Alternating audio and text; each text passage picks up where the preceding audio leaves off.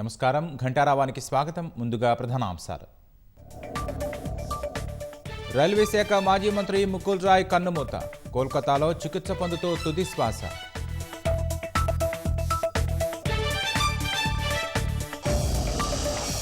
నైరుతి బంగాళాఖాతంలో తీవ్ర అల్పపీడనం. నేడు రేపు తేలికపాటి నుంచి మోస్తరు వర్షాలు కురిసే అవకాశం.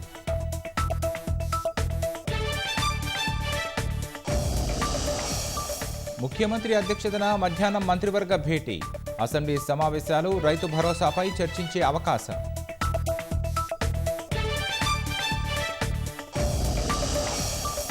రాజ్యసభ సీట్ల కోసం అధికార పార్టీలో భారీగా ఆశావహులు. సీఎం, పీసీసీ వద్ద ప్రయత్నాలు, అధిష్టానం వద్ద కొందరు లాబీయింగ్. ఉత్తర కొరియా వర్కర్స్ పార్టీ ప్రధాన కార్యదర్శిగా మళ్లీ కిమ్. యుద్ధాన్ని ఎదుర్కొనే సైన్యాన్ని సృష్టించారని ప్రతినిధుల కితాబు.